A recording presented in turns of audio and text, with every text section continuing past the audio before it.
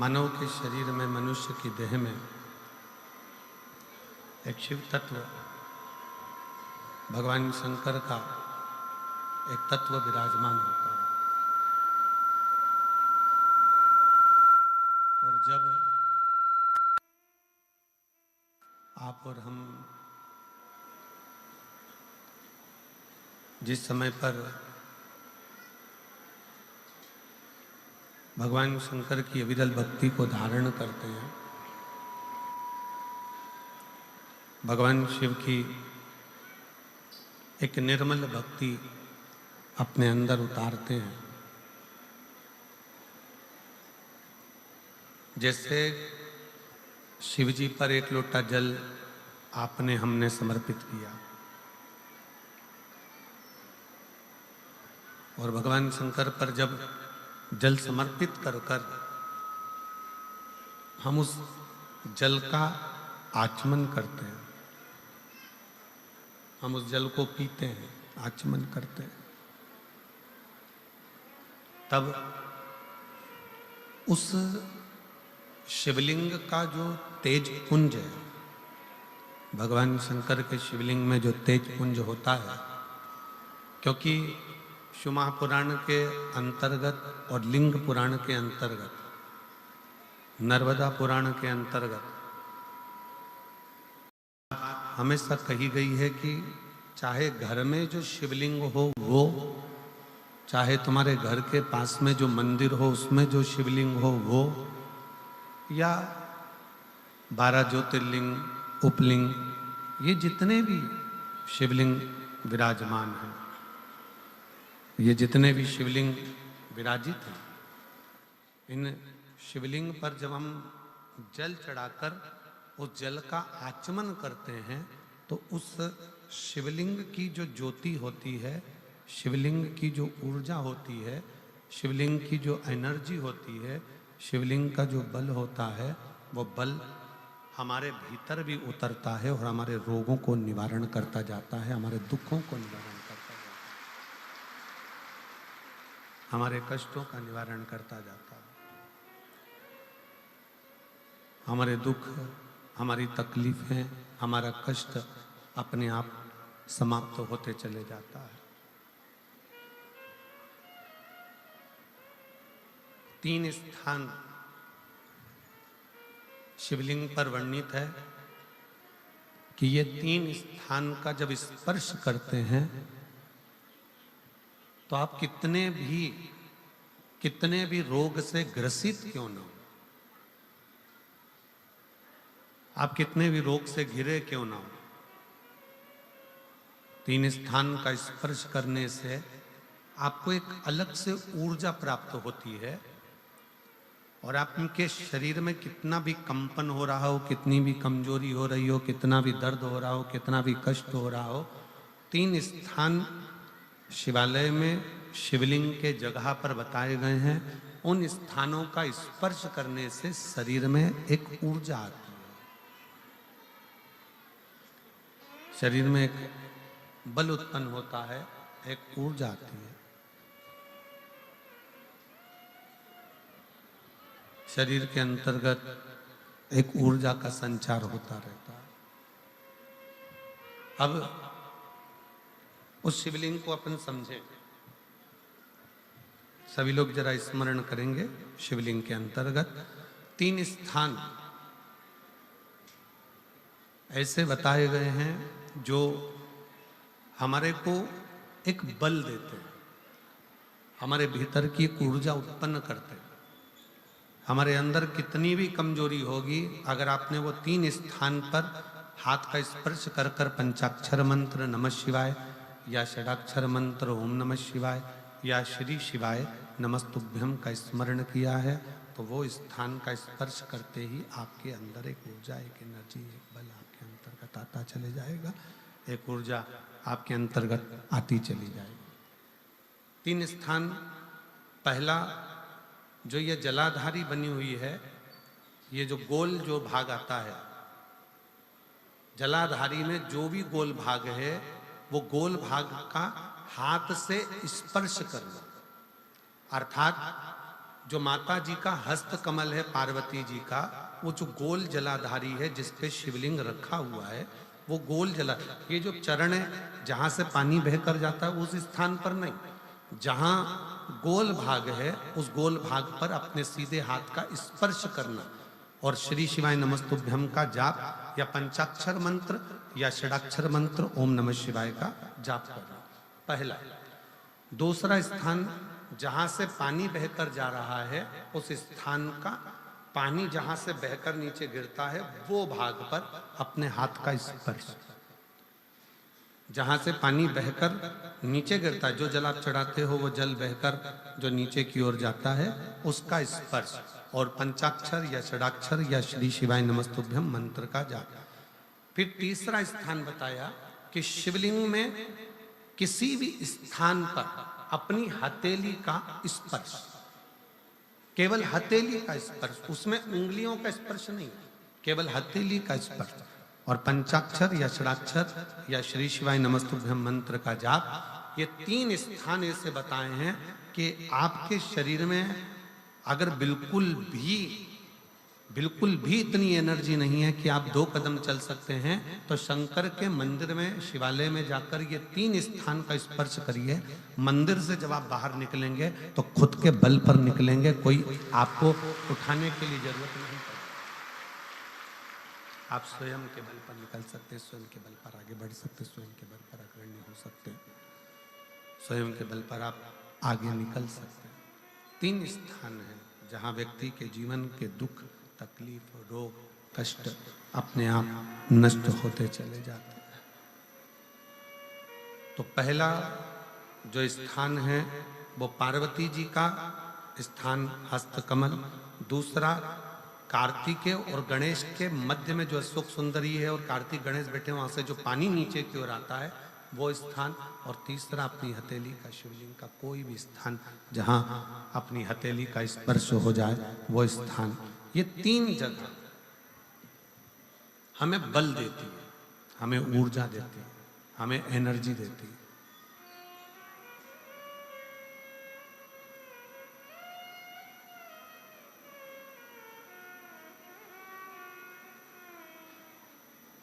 और एक निवेदन और,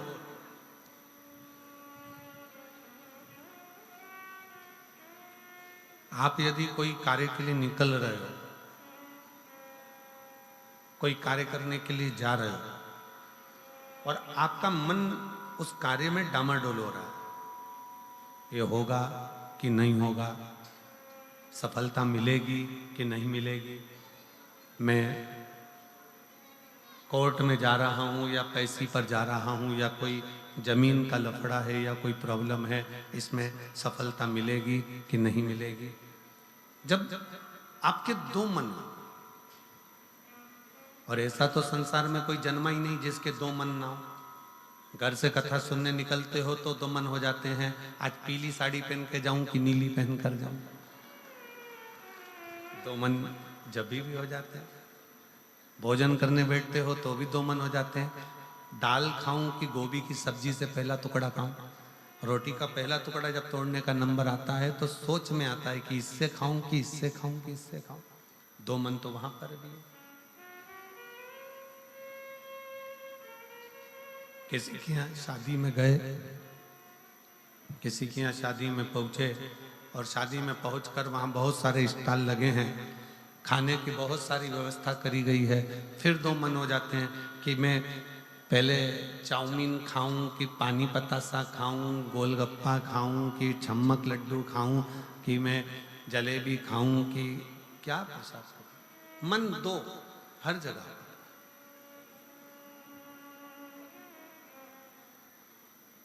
और ऐसा नहीं है कि मन 2 नहीं होते, मन विचलितता देते। और शिव महापुराण की कथा कहती है कि कभी भी अगर कोई फार्म भर रहे हो, कोई एग्जाम दे रहे हो, कोई कंपटीशन एग्जाम में बैठे हो, या मेरे बेटे बेटी 10th और 12th का यदि एग्जाम दे रहे हैं, तो अपना 2 मन मत करो, तुम एक मन बनाओ कि मैं इस एग्जाम में बैठ रही हूं और मेरा विश्वास कहता है कि मैं शंकर पर पूरा भरोसा करती हूं और मैंने रात दिन पढ़ाई करी है तो मैं पास होकर मानूंगी, तो वो पास होकर ही मानूंगी।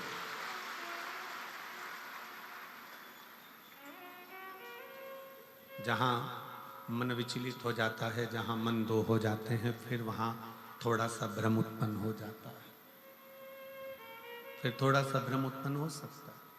पर जब आपने एक विचार कर लिया कि मुझे सफलता मिलेगी, तो ये निश्चित है कि दुनिया में कोई ऐसा पैदा नहीं हुआ कि आपकी सफलता को रोक दे, आप आगे बढ़कर ही रहे। और एक निवेदन और है, मान लो किसी कारणवश सफलता नहीं मिली और आप सफल नहीं हुए, तो चिंता मत करना, चिंता करने की जरूरत नहीं है। एक बार अगर एग्जाम दिया, एक बार अगर अपन फील्ड में उतरे और एक बार में सफलता नहीं मिली, तो चिंता मत करो। ये मत सोचो कि पीछे हट गए। शिव महापुराण की कथा में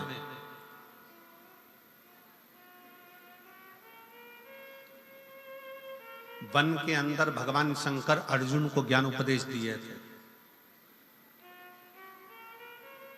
जिस समय पर एक सुअर, जंगली सुअर भागता जा रहा था, और उस समय पर जब बाण छोड़ा गया था, तब भगवान शंकर ने अर्जुन को उपदेश दिया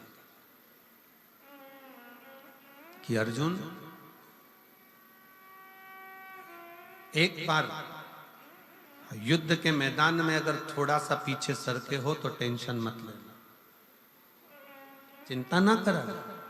एक कंपटीशन एग्जाम में आप बैठे हो, एक एग्जाम आप दे रहे हो और उस एग्जाम में सफलता नहीं मिल रही है।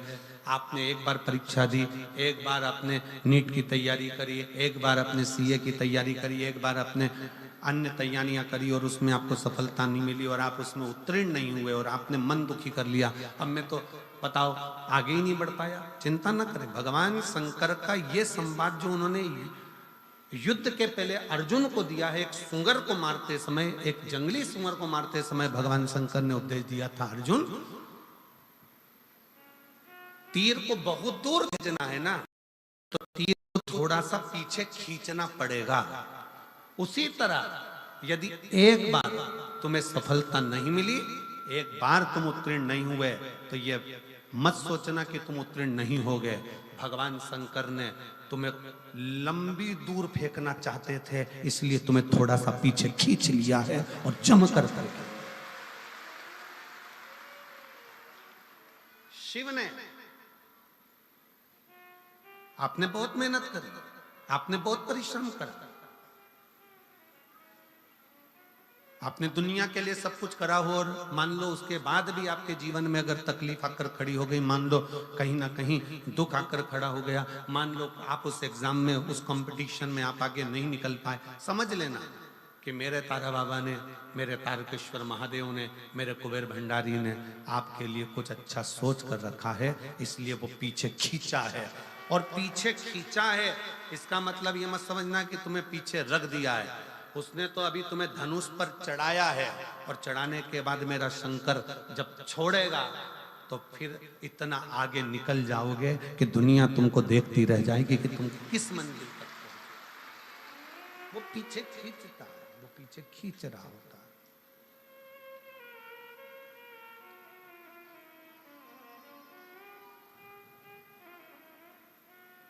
खूब मेहनत करो, खूब परिश्रम करो, खूब अच्छी लगन से कार्य करो, और जितनी मेहनत से कर सकते हो उतनी मेहनत से करो। जिस समय पर तुम्हारा दो मन हो रहा हो, तुम्हें लग रहा हो कि मैं निकलूंगा कि नहीं निकलूंगा, तुम्हें लग रहा है कि ये एग्जाम में क्लियर कर पाऊंगा कि नहीं कर पाऊंगा,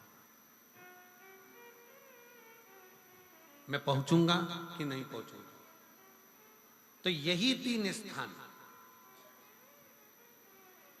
यही तीन स्थान, तीन अक्षत को इन तीन स्थान पर ही रखा जाता है।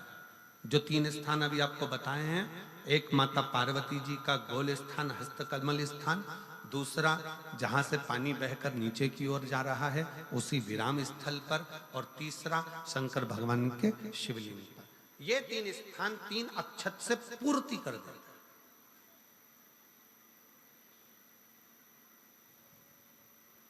जैसे प्रदोष के दिन, प्रदोष काल में जलाया गया दीप, प्रज्वलित करा गया दीप 5 स्थान पर फल देता है। कितने स्थान पर फल देता है? 5 स्थान पर। आप में से कितने लोग हैं जो प्रदोष के दिन दीप लगाने मंदिर जाते हैं या शंकर जी के मंदिर पहुंचते हैं? बहुत बहुत प्रणाम आपको, साधुता जानना चाहिए।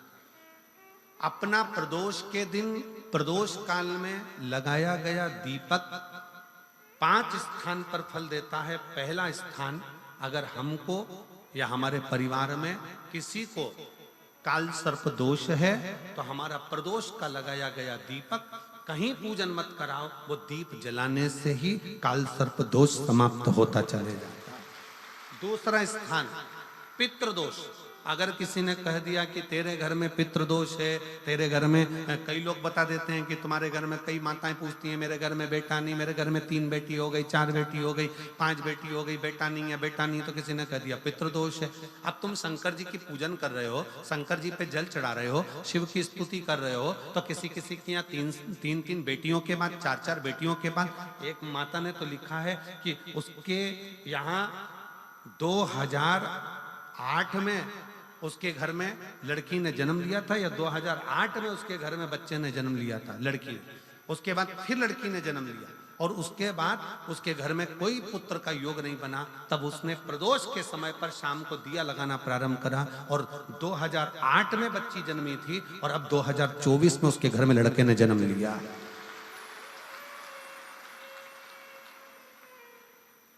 दो 2024 में उसके घर में पुत्र ने जन्म लिया। वो बेटी होगी यहाँ पर कहीं ना कहीं, जिसके घर में बेटे, पहले की लड़की हुई, फिर 2 जुड़वा लड़की हुई, जुड़वा लड़की में से एक लड़की शांत हो गई, फिर आखिरी में बच्ची के कारण बस संतान प्राप्ति का योग नहीं बना। आखिरी में उसने फिर पुनः भगवान शंकर के प्रदोष काल में दीप जलाना प्रारंभ कर।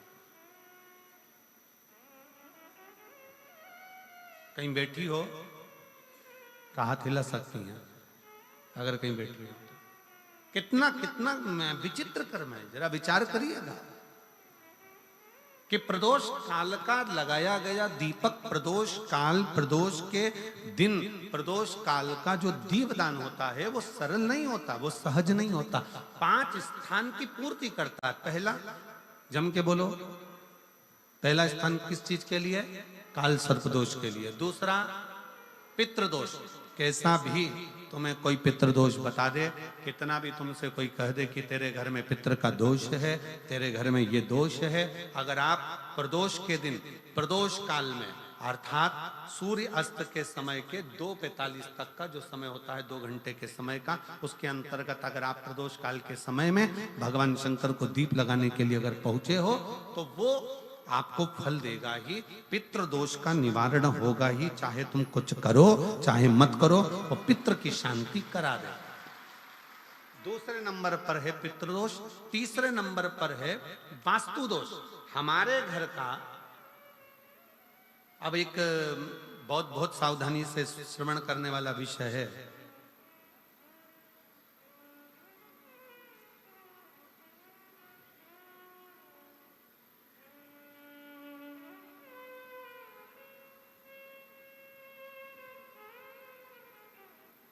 यदि वंश की वृद्धि नहीं है, 30 वर्ष शादी के हो गए, 40 वर्ष शादी के हो गए और औलाद है ही नहीं, डॉक्टर ने भी हाथ ऊंचे कर दिए, टेस्ट पे भी करवाया, IVF करवाया, सब कुछ तुमने करवा लिया, तो भी औलाद नहीं है, तब आखिरी में एक काम चालू करो। प्रदोष का दिन दोनों पति पत्नी व्रत चालू कर दो प्रदोष का, और प्रदोष काल में शाम के समय जाकर एक ही दिए में 2 लंबी बाती जानते हो ना, रुई की लंबी कपास की बाती 2, और दोनों बाती एक ही दिए में रखकर पति पत्नी दोनों उसको प्रज्वलित करना प्रारंभ करें। बाबा संतान देकर ही रहेगा, औलाद आएगी ही। दीप की जो बाती में अंतर आ जाता है, एक गोल बाती में और लंबी बाती में अंतर आता है, बहुत अंतर आता है। पितरों के लिए गोल बाती का प्रयोग बहुत कम होता है महाराज। देवी जी के लिए, माता रानी के लिए, जगत जननी के लिए गोल बाती का प्रयोग बहुत कम होता है महाराज। ध्यान रखिएगा। एक पितृ के लिए, एक जगत जननी जगदम्बा दुर्गा भवानी के लिए गोल बाती का प्रयोग कम होता है, लंबी बाती का प्रयोग ज्यादा होता है। क्यों? क्योंकि हमारे घर के कुल देवी और हमारे घर के पितर हमारे वंश की वृद्धि करें, इसलिए लंबी बाती रखी जाती है, जिससे हमारा वंश बहुत लंबा चले, बहुत उन्नति की ओर बढ़े, इसलिए लंबी बाती का प्रयोग किया। शिव महापुराण की कथा कहती है 5 जगह पर हमारा जलाया गया एक दीप जो प्रदोष के दिन प्रदोष काल में लगाया जाता है, 5 जगह पर भारी पड़ता है। पहले नंबर पर जम के बोलते जाओ, काल सर्पदोष। दूसरे नंबर पर पितृदोष। तीसरे नंबर पर घर का वास्तु दोष। हमारे घर में कितना भी वास्तु दोष है, कोई ने कह दिया यहाँ बाथरूम नहीं बनना थी, यहाँ पर शौचालय नहीं बनना था, यहाँ सीढ़ी नहीं बनना थी, वो सीढ़ी वहां बनना थी, ये सीढ़ी वहां बनना थी। तुम पूरा घर तुड़वा के देख लो, उसके बाद में जैसा वास्तु वाले वैसा करा कर देख लो, उसके बाद भी तुमको शांति नहीं मिले तो समझ लेना कि तुम्हारे घर में अब वास्तु दोष तो तुमने दिखाकर समाप्त कर लिया, फिर भी वो समाप्त नहीं हो रहा, तो प्रदोष काल का लगाया गया प्रदोष के समय का दिया आखिरी में वास्तु दोष को भी समाप्त कर देता है और उसमें भी फल प्रदान करता है। काल सर्प दोष, पितृदोष, वास्तु दोष। चौथे नंबर पर 1 रुपया कमाया, 1.25 रुपये खर्च हुआ, पैसा आया गया। ये चौथे नंबर का व्यापार में थोड़े दिन दुकान अच्छी चली, थोड़े दिन बैठ गए, थोड़े दिन काम चला, थोड़े दिन बैठ गए, गाड़ी चली थोड़े दिन फिर बैठ गए, अर्थात हमारी फैक्ट्री थोड़े दिन चली फिर बैठ गए, कहीं ना कहीं तकलीफ, थोड़े दिन खाते थोड़े दिन रोते वाला चल रहा है। तो प्रदोष काल का, प्रदोष के समय का दिया इस दुख को समाप्त कर कर रेगुलर एक जैसी सांझी, एक जैसी लक्ष्मी की वृद्धि करते चले जाए, प्रदोष काल का। और 5वें नंबर का प्रदोष काल का दिया, प्रदोष समय का दिया 5वें नंबर पर रोग का निवारण करता, रोग निवारण।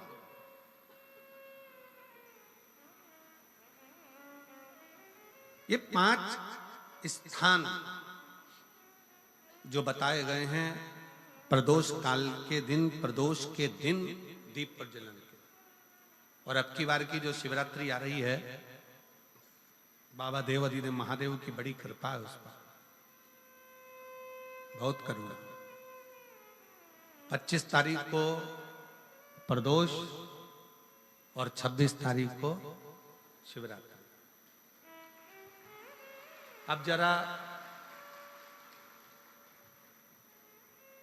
प्रदोष के पर्यांत की, प्रदोष के बाद की बिल्कुल लगी हुई पीठ से जो शिवरात्रि होती है, वो शिवरात्रि अगर उस शिवरात्रि का व्रत, साधना, तप, भजन, संसार का मनुष्य कर लेता है तो जिंदगी में उसने कोई व्रत किए ना किए हो, अगर एक व्रत शिवरात्रि का, प्रदोष की पीठ से लगी हुई शिवरात्रि का अगर कर लेता है तो उसको पूरे जीवन के व्रत का पुण्य फल प्राप्त हो। एक व्रत शिवरात्रि का प्रदोष पर्यंत की, अर्थात प्रदोष की पीठ से जुड़ी हुई। अब अगर आप कोई ब्राह्मण से, अगर कोई विद्वज्जन से, कोई पंडित जी से आप पूछेंगे प्रदोष कितनी बजे लग रहा है, वो बताएंगे। फिर प्रदोष लगने के बाद प्रदोष कब समाप्त हो रहा है, तो जिस दिन 26 तारीख हो रही है उसमें लगाया, दोनों की पीठ मिल रही, दोनों।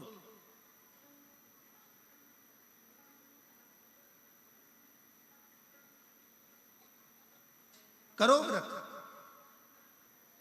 आपने कितनी भी एकादशी के व्रत करे हो, कितनी भी द्वादशी के व्रत करे हो, कितनी भी चतुर्थी व्रत करे हो, कितनी भी तीज व्रत करे हो, कितनी भी अष्टमी का व्रत करा हो, कितनी भी नवरात्रे के व्रत करा हो, कितनी भी तीज का व्रत करा हो, चाहे दुनिया के कितने भी व्रत आपने करे हो, अगर आपने एक महाशिवरात्रि का व्रत नहीं करा तो कोई व्रत का पुण्य फल आपके खाते के अंतर्गत आ नहीं पाता। शिवरात्रि के व्रत की इतनी मूलता है। पर एक निवेदन है, अगर कोई बुजुर्ग है, कोई बीमार है, कोई बूढ़ा व्यक्ति है, बहुत बीमार है, तो उसको निवेदन है आप व्रत ये नहीं कि 24 घंटे का करो, आप व्रत 2 घंटे का कर लो, 1.5 घंटे का कर लो, 1 घंटे का कर लो, 15 मिनट का करो। पर निवेदन है कि जो बीमार व्यक्ति है वो आधे घंटे, 1 घंटा, 2 घंटा, 6 घंटा, 15 मिनट पर शंकर की शिवरात्रि का व्रत ये विचार कर करना, बहू बेटा नाते रिश्ते सबको कह देना। कोई बीमार व्यक्ति है ना वो भी कह दे कि देख बेटा मेरा व्रत है, तो घर के लोग कहेंगे पापा आपकी तबीयत खराब, मम्मी आपकी तबीयत खराब, दादी आपकी तबीयत खराब, आप व्रत कैसे कर रही हो, बच्चे की बच्चा कैसे व्रत कर रहा है, तो कह देना मेरा 2 घंटे का व्रत है, 2 घंटे मैं बाबा का नाम लेकर जल चढ़ाकर जल का आचमन कर कर मेरे बाबा की भक्ति कर लूं 2 घंटे की, मेरा व्रत पूर्ण हो जाएगा। मैं व्रत कर रहा हूं, आधी में पुनी। तुलसी बाबा कहते हैं थोड़े में बहुत होता है। आपके व्रत अगर कोई बीमार है उसके लिए, अगर कोई कष्ट है शरीर में उसके लिए ऐसा व्रत है, बाकी के सभी के लिए तो वही व्रत शिवरात्रि का पूर्ण व्रत है जिसमें भगवान शंकर की विरल भक्ति को हम प्राप्त करें।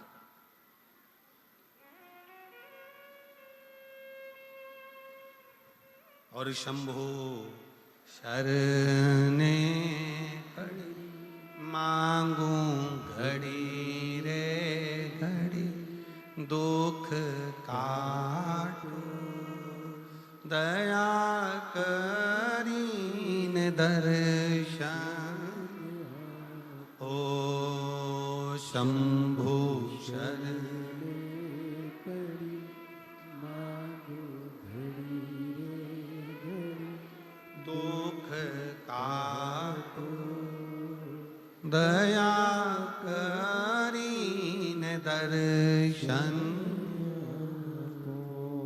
भगवान शंकर की अविरल भक्ति को धारण करिए, शिव तत्व को धारण करिए, शिव उपासना को धारण करिए।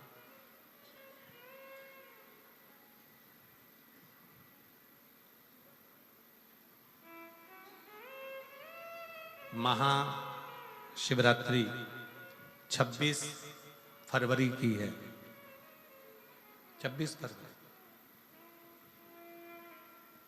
और प्रदोष कब का है? जम के बोलो जरा। 25 फरवरी। 25 फरवरी को भी शाम के समय प्रदोष काल में बाबा का दीप लगाइए, प्रार्थना करिए और 26 तारीख का व्रत करिए बिना संकोच। और जिसके घर में शंकर भगवान के व्रत के लिए अगर झगड़ा हो रहा है तो निवेदन है व्रत बिल्कुल मत करिए।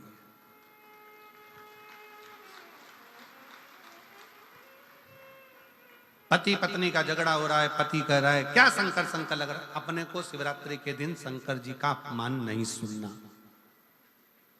इसलिए राजी हो तो व्रत करो, राजी नहीं है पति, परिवार के लोग राजी नहीं है, चिड़चिड़ कर रहे हैं तुम्हारे व्रत करने से, तो आपके चक्कर में शंकर भगवान की निंदा तुम्हारे कान में जाए, ऐसा व्रत किसी का, ऐसे व्रत की कोई मूलता नहीं। आपके घर के लोग राजी हो, माता पिता राजी हो, सास ससुर राजी हो, पति राजी हो, पत्नी राजी हो, परिवार के लोग राजी हो, बेटा बेटी सब, बच्चों का मन है मम्मी मुझे व्रत करना है, हाँ बेटा कर, एक ही तो व्रत करना है शिवरात्रि का, करो। घर के बुजुर्ग ने कह दिया मुझे व्रत करना है, बिल्कुल करो, आज का मौका मिला है आपको करने का, महाशिवरात्रि का व्रत करिए। घर के अंदर अगर तुम्हारे व्रत करने से झगड़ा हो रहा है, काय को व्रत कर लिया, क्या होता है शंकर जी का व्रत करने से, क्या होगा शंकर जी का तप करने से, जबरदस्ती वो सीहोर वाले महाराज के चक्कर में पड़ी हो, क्या होगा शिवरात्रि व्रत से, क्या होगा शंकर जी को जल चढ़ाने से, तो उससे अच्छा है अपने घर में बैठो, श्री शिवाय नमस्तुभ्यं, श्री शिवाय नमस्तुभ्यं, श्री शिवाय नमस्तुभ्यं, श्री शिवाय नमस्तुभ्यं, श्री शिवाय नमस्तुभ्यं, श्री शिवाय नमस्तुभ्यं। घर में बैठकर भगवान शंकर का गुणगान करो, भगवान शंकर का नाम जाप करो, भगवान शंकर की भक्ति करो, उससे बढ़कर कोई सुख नहीं, उससे बढ़कर कोई आनंद। पर निंदा ना सुनते हुए, कुछ गलत विचार ना लाते हुए, गलत सोच ना लाते हुए, गलत दृष्टि ना रखते हुए, गलत भाव ना रखते हुए भगवान शंकर की विरत भक्ति को अपने भीतर उतारने का प्रयास करिए। शिव को अपने अंदर उतारने का प्रयास करिए। शिव भक्ति, शिव महापुराण की कथा कर रही है। 3 स्थान का स्पर्श रोग का निवारण कर देता है। 3 जगह पर चढ़ाया गया अक्षत हमारे मन को एकाग्रित कर कर और हमें अपनी मंजिल तक पहुंचा देता है। और प्रदोष और शिवरात्रि के मिलन का महोत्सव हमारे जीवन को आनंदता देता है। आनंद,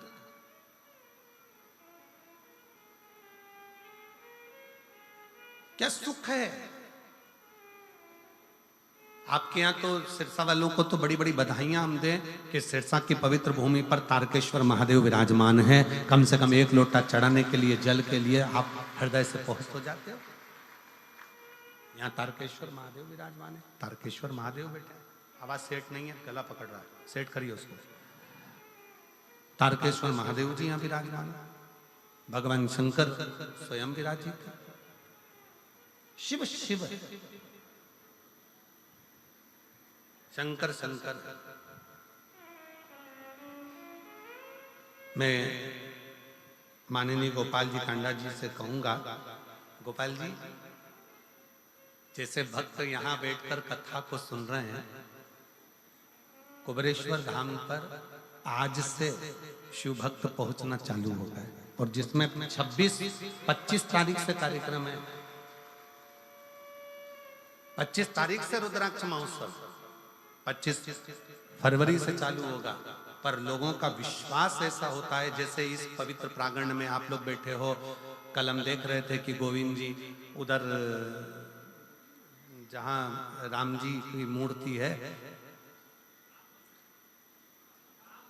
राम बगीची जहां बनी है, कल हम देख रहे थे कि 9 पंडाल, 6 पंडाल तो पहले लग चुके हैं। ये सारे पंडाल अगर पूरे तारा बाबा की कुटिया में गिने जाएं तो 6 पंडाल तारा बाबा की कुटिया में कथा से भर चुके हैं। और 3 पंडाल कल और बनाए गए। ऐसे मिला के 9 पंडाल तारा बाबा की कुटिया में लगा।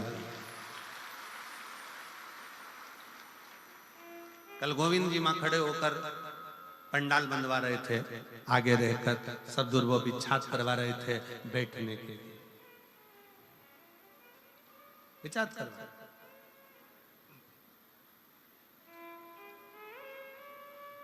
और कितना समर्पण।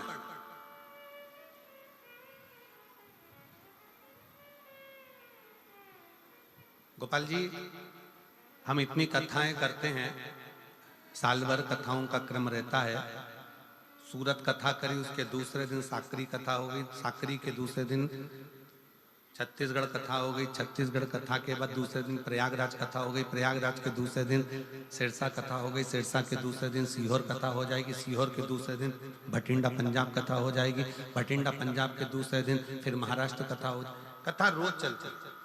पर तारा बाबा की कुटिया में जो व्यवस्थाएं देखने को मिलती है कि जिनके पास में अगर ओढ़ने का कम्बल भी नहीं होता है ना, तो रात्रि के समय पर उनको देखकर उनके तन पर कम्बल भी उड़ा दिया जाता है कि इसको आप आराम से सो। इसको शिव भक्ति कहते हैं। ये दिखावे से परे है, दिखावे से परे।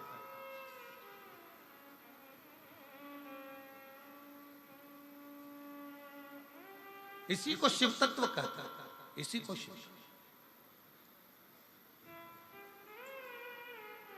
भोजन भंडारा सुबह से चालू हुआ, शाम तक चलता रहा।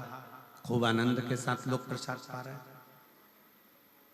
सुंदर सुंदर व्यवस्थाओं के साथ में व्यवस्थित हर चीज रखी गई।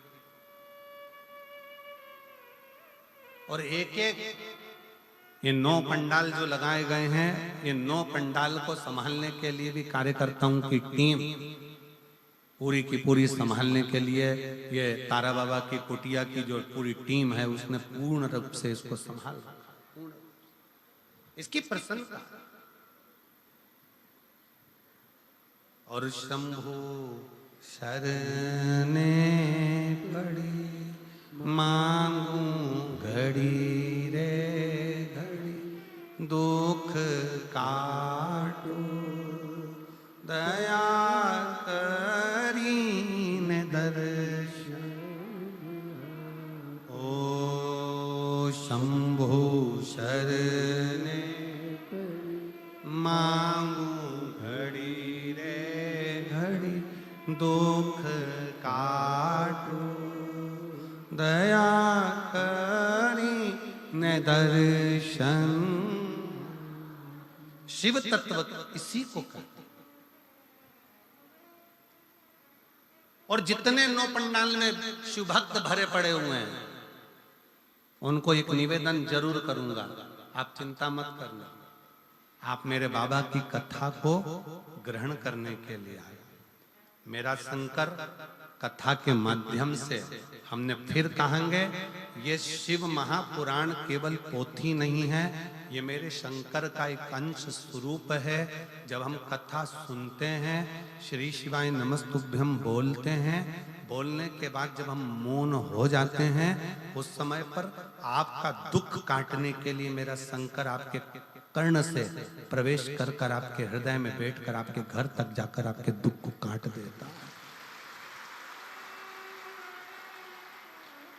ये दुनिया लोग कहते कि कथा है, दुनिया की दृष्टि में लोग कहते हैं कि ये शिवपुराण है। हमारी दृष्टि में ये कथा नहीं है, हमारी दृष्टि में तो हमारा शंकर है, हमारा शिव।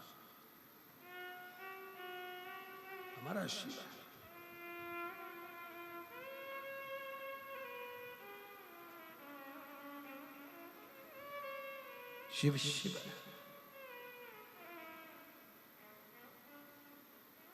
और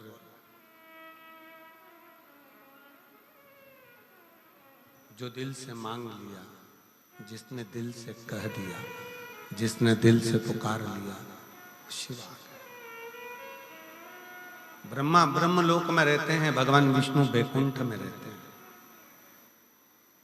उनको आने में देरी हो सकती है, पर मेरा शंकर इसी पृथ्वी पर रहता है, इसी भूमंडल में रहता है, इसी ब्रह्मांड में, इसी पृथ्वी पर मृत्यु लोक का देव अधिदेव महा।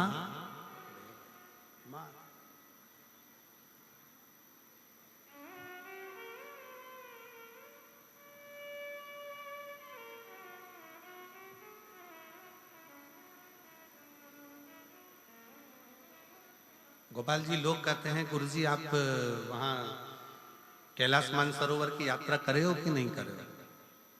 आप कभी कैलाश गए हो? हम नहीं, महाराज जी हम नहीं।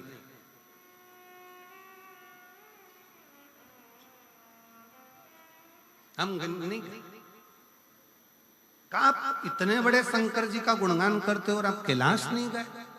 हमने कहा वो कैलाश वाला खुद शिव महापुराण की कथा में रोज आता है और रोज भक्तों का दुख काट कर जाता है, प्रतिदिन आता है।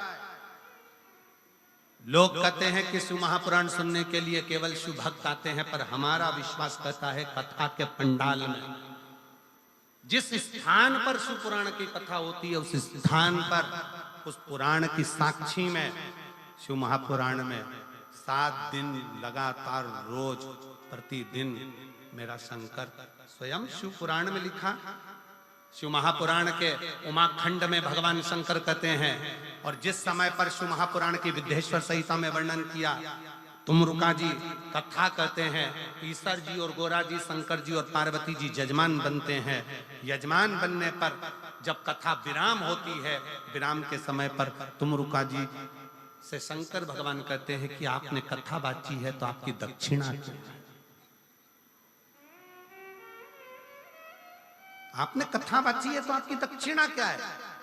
तब उस समय पर तुमरुका जी कहते हैं भगवान शंकर जी से, ईसर जी, गोरा जी से, हमको अगर दक्षिणा देना है मेरे विश्वनाथ, तो दक्षिणा ऐसी दीजिए कि जिस स्थान पर शिव महापुराण की कथा हो, आप कैलाश और काशी छोड़कर उस स्थान पर 7 दिन विश्राम कीजिए। ये ईसर जी और गोरा जी ने भगवान तुमरुका जी को वचन दिया है, तुमरुकेश्वर को वचन दिया है, तुमरुका जी को वचन दिया कि जहां शिव महापुराण की कथा होगी उस स्थान पर मैं विराजमान रहूंगा।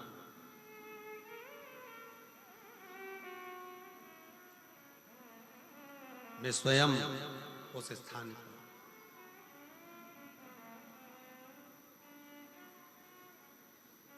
और कितनी विचित्र शिव महापुराण की कथा का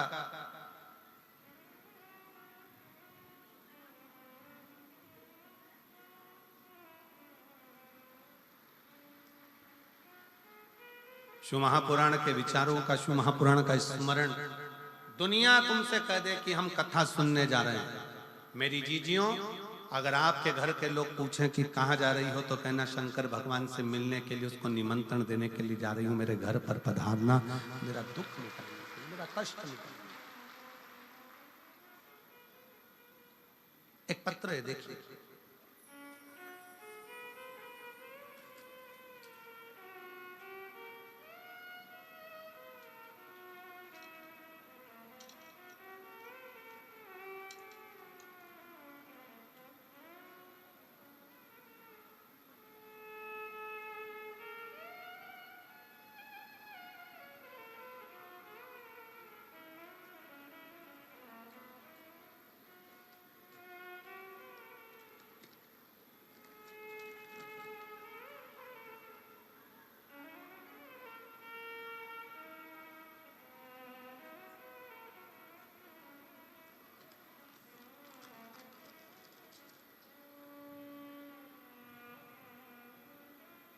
मेरा नाम गीता देवी, मेरे पति का नाम नवीन कुमार है। मेरा गांव गंगवा, जिला हिसार की रहने वाली है। आप ही हैं? आ जाइए, बेलपत्र लेकर जाइए, आ जाओ। सबसे पहले गोपाल जी कांडा जी को धन्यवाद देती हूँ कि उन्होंने हमें दूसरी बार शिव पुराण सुनने का मौका दिया है। जिन्होंने इतनी सुंदर कथा सुनने का हमें मौका दिया। एक लोटे जल व शिव कथा का क्या वर्णन करूं गुरुदेव। 2018 से सरकारी नौकरी की तैयारी कर रही थी, पर बाबा ने मुझे आज 2024 में सरकारी नौकरी दी है। गुरुदेव, मैंने जितनी जगह पर अभी ज्योतिषों को दिखाया, सबने कहा था कि तुम्हारी किस्मत में सरकारी नौकरी नहीं है। मैंने आस छोड़ दी थी। तब एक बार मैं अपने माई के गांव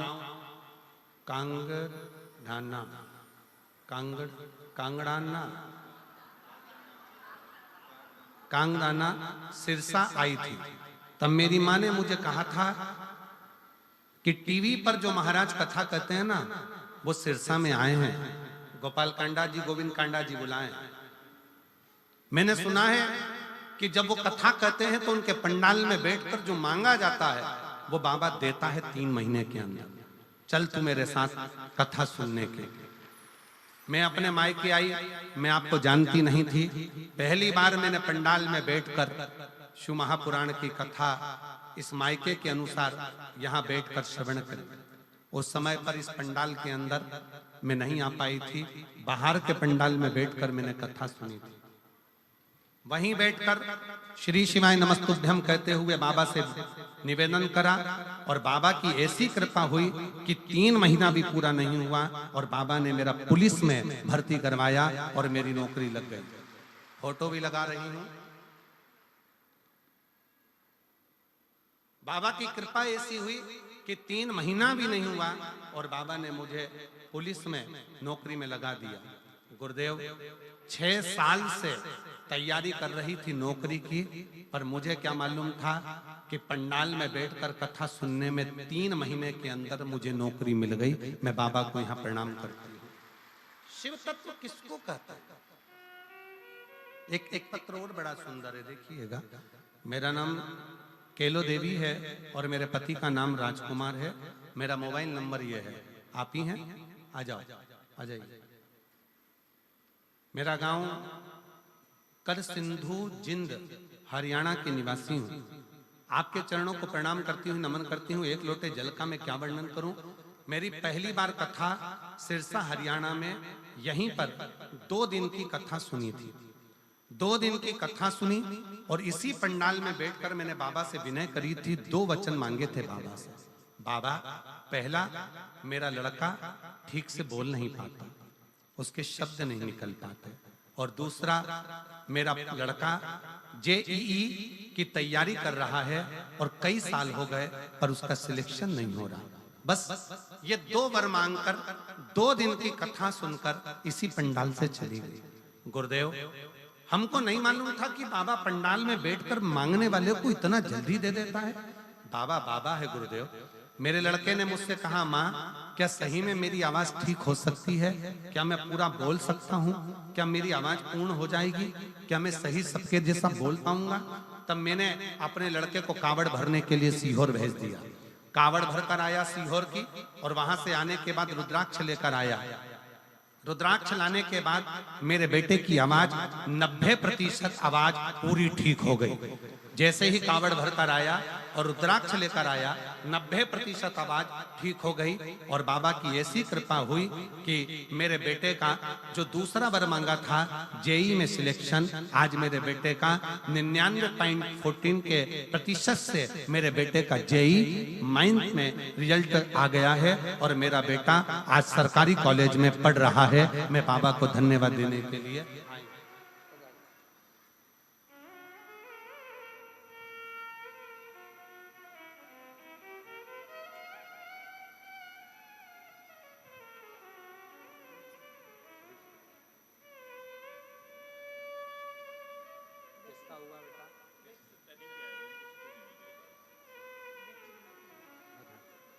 एक बेलपत्र उनको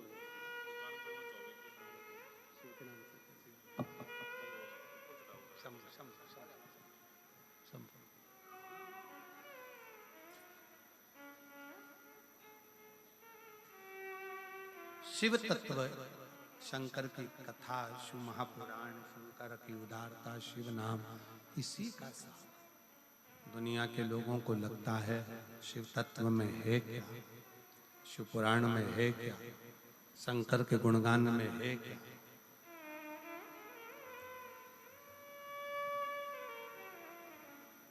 और मैंने तेरे ही भरोसे बाबा, तेरे ही भरोसे हवा बिच उड़ती जावांगी।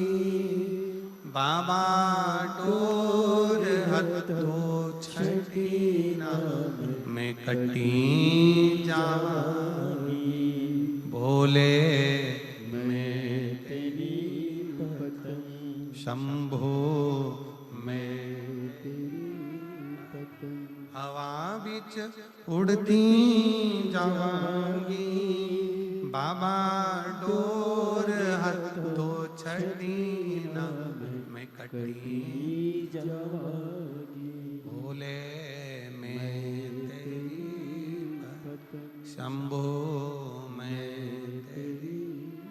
दुनिया कहे कि ये केवल पुराण है, दुनिया कहे कि ये केवल शिव कथा है, दुनिया कहे कि ये केवल शिव महापुराण है, तो आप माने ना, ये केवल पुराण नहीं है, ये शंकर का एक प्रतिबिंब स्वरूप है, शिव का एक प्रतिबिंब स्वरूप। शंकर भगवान का एक स्वरूप है। आप कहीं पर भी बैठे हो, जिस स्थान पर बैठे हो उस स्थान पर बैठकर शंकर भगवान के नाम का उच्चारण, शिव के नाम का स्मरण, शिव भक्ति का उच्चारण सुख देता है, सुख प्रदान करता है। एक प्रसंग बड़ा सुंदर आता है।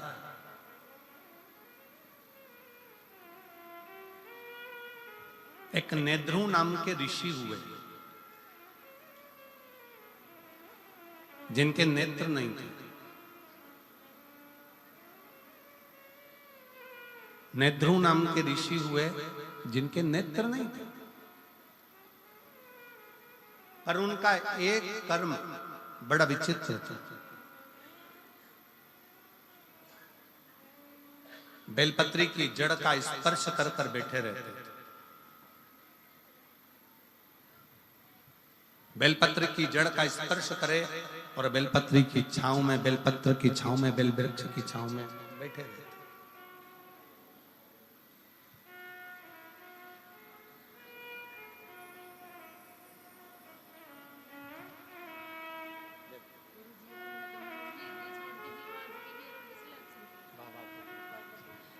दीदी बोल रही हैं, हमने उम्मीद छोड़ दी थी कि बेटे की आवाज की भी और सिलेक्शन की भी, और बाबा ने आवाज भी दी और सिलेक्शन भी दिया।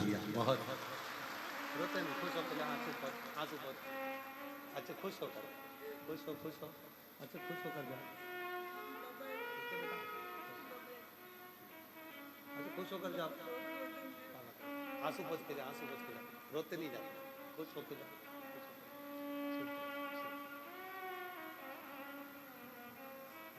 दीदी कह रही है मेरे बेटे की आवाज की भी उम्मीद छोड़ दी थी कि आवाज सही आएगी, और एग्जाम में क्लियर होने की भी सोच छोड़ दी थी कि वो हो पाए।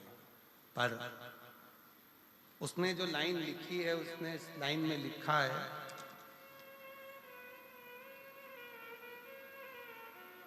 क्या सही में शिव महापुराण का पंडाल क्या शिव पुराण का पंडाल होता है? हमको तो लगता है कि यहाँ स्वयं शंकर अपनी हाजिरी बजाता है और झोली भर कर जाता है। स्वयं शिव देव।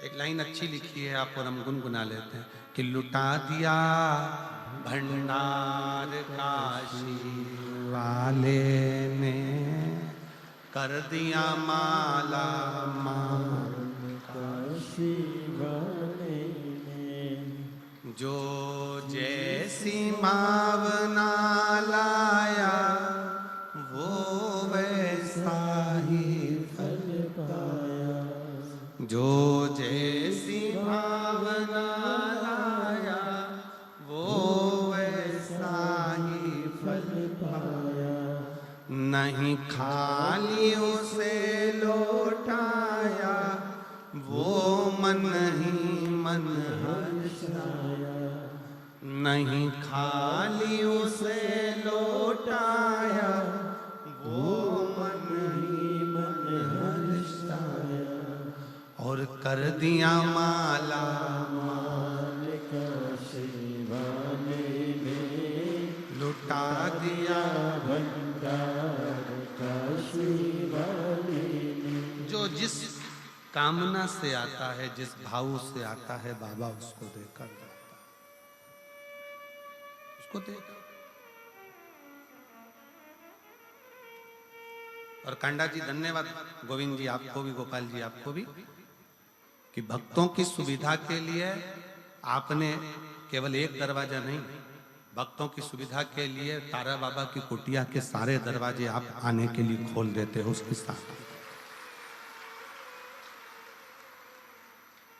और इतनी खुशी हो रही थी, अभी हम जब गाड़ी में आ रहे थे तो माताएं आपस में बात कर रही थी कि हमेशा तो उत्थे का गेट, अब उसकी भाषा में कर रही थी, उत्थे का गेट चालू रेवे, पर अब के ना गोविंद ने, गोपाल ने अब क्या गजब का काम कर ने, सारा गेट खोल दिया, तो इसकी प्रसन्नता। अब एक तो तुम्हारी भाषा हमको भी बोलने में थोड़ी अटपटी हो जाए, तो ये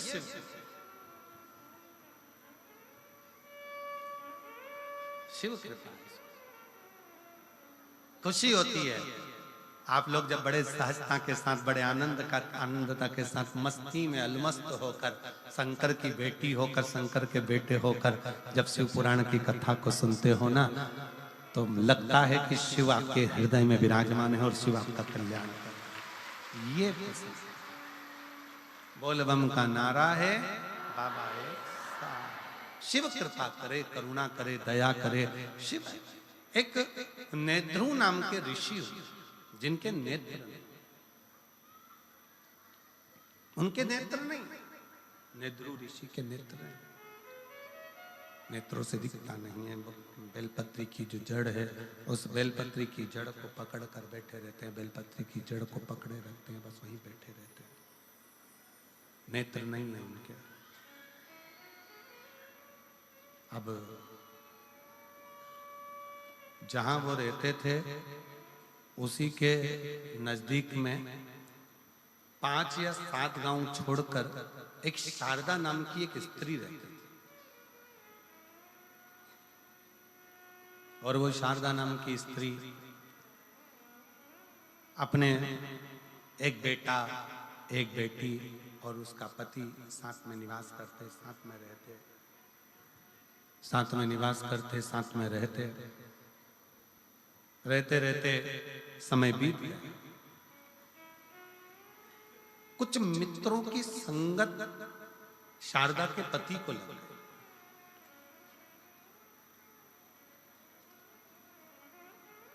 कुछ मित्रों की संगत, और हमने पहले भी कथा में कहा, एक ताली, दूसरा थाली, तीसरा प्याली, ये व्यक्ति को बहुत जल्दी बर्बाद कर देती है। पहले नंबर पर ताली, प्रशंसा करने वाले अगर तुम्हारी प्रशंसा कर कर तुम्हें गलत काम में लगा रहे हैं तो तुम्हें बर्बादी की ओर लेकर जा।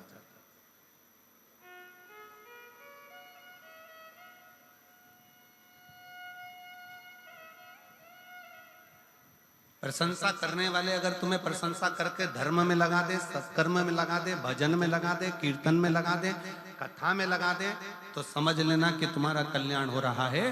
पर प्रशंसा करने वाले ताली बजाकर प्रशंसा कर कर कर तुम्हें अगर गलत काम में लगा रहे हैं तो वो श्रेष्ठ थाली में पहले नंबर पर ताली, दूसरे नंबर पर थाली। जिसको घर का भोजन अच्छा ना लग रहा हो और होटल का भोजन अच्छा लग रहा हो, समझ लेना कि धीरे धीरे तुम्हारा बर्बादी का सिरा चालू हो चुका है। घर के भोजन में जो सुख है वो बाहर के भोजन में सुख उत्पन्न नहीं हो सकता। जो घर के भोजन में आनंद है, घर के भोजन में जो सुख है, घर के भोजन में जो आनंद है, वो बाहर के भोजन में प्राप्त नहीं हो सकता।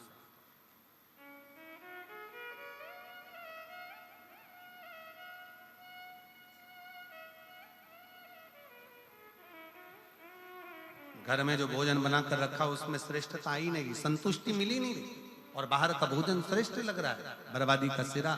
मित्र ले जाएंगे, चल जरा बाहर खा कर आते हैं, होटल ले गए, पार्टी में ले गए, खाया पिया आ गए, आज उन्होंने खिलाया, कल तुमसे खाया।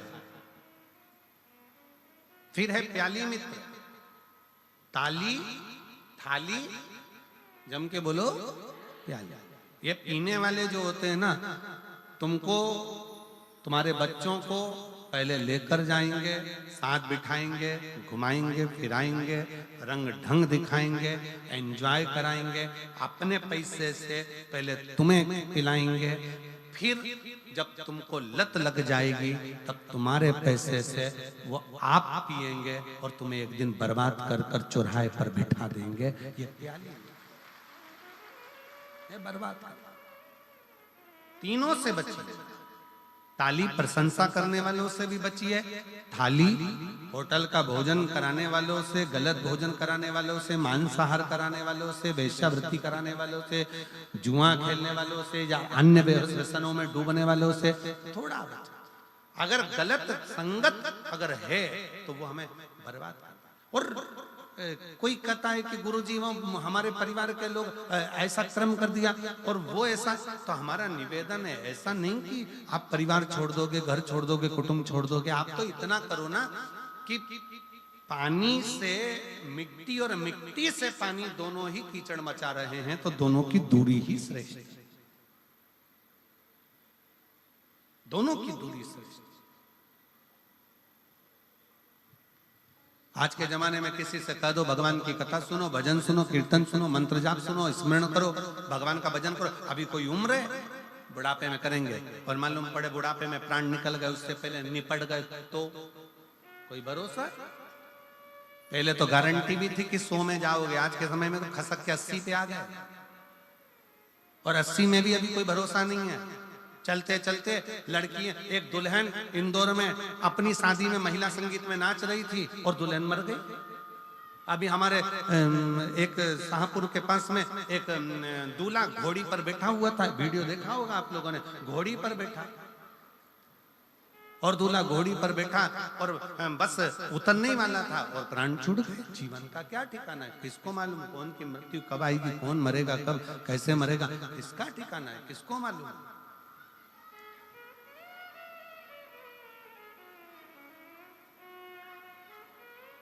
आवाज नहीं आ रही भाई, पीछे आवाज खोलिए। जीवन का क्या ठिकाना है, जीवन का क्या भरोसा। इसलिए बहुत सावधानी से जीवन को जियो। भगवत भजन कर कर, स्मरण कर कर, कीर्तन कर कर, मंत्र जाप कर कर, नाम जाप कर कर, नाम स्मरण कर कर अपने जीवन को सार्थक बनाओ।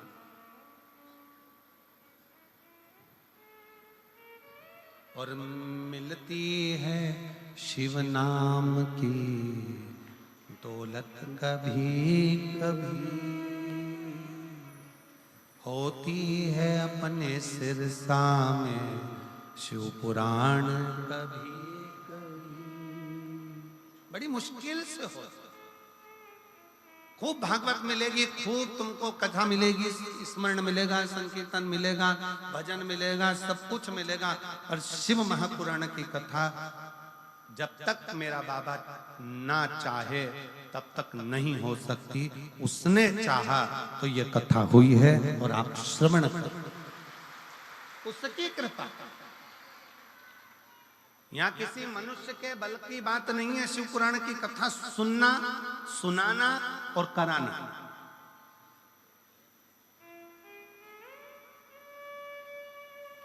हमारी सामर्थ्यता नहीं है कि हम शिव पुराण की कथा बाच दें। गोविंद जी, गोपाल जी के बस की बात नहीं कि शिव पुराण की कथा करवा लें, और आपके बस की बात नहीं है कि आप कथा सुन लो। कथा कराने वाला भी तारा बाबा है, कथा बाचने वाला भी तारा बाबा है, और कथा सुनने वाला भी तारा बाबा है। वो करा रहा है, कर रहे हो, सुन रहे हो, वो उसकी सामर्थ्यता है, अपनी नहीं है कुछ।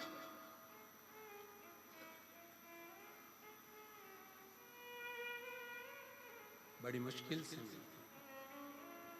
और काया को पाके तुम कभी अभिमान ना करो। कितने भी सुंदर हो, कितने भी ब्यूटीफुल हो, कितने भी, तुम्हारे काया का अभिमान मत करो। ये काया कम माटी मिल जाती है, कोई एक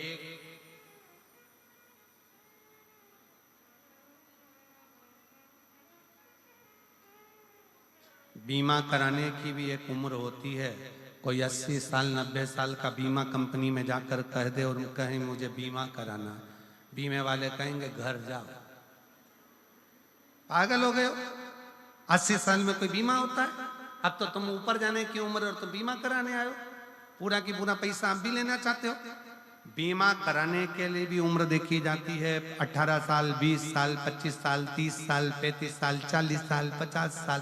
50 साल के बाद बीमा वाला भी 50 बार सोचता है कि बीमा करूं कि नहीं करूं। जैसे बीमा कराने की उम्र होती है, उसी तरह ब्यूटी पार्लर जाने की भी उम्र होती है।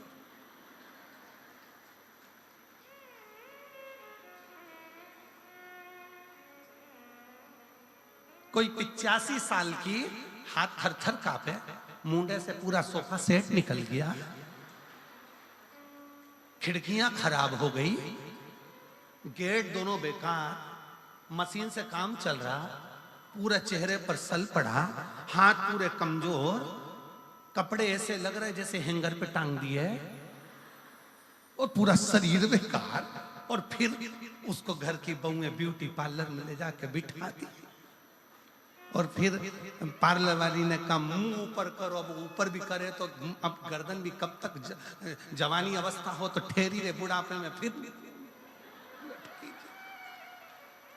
कब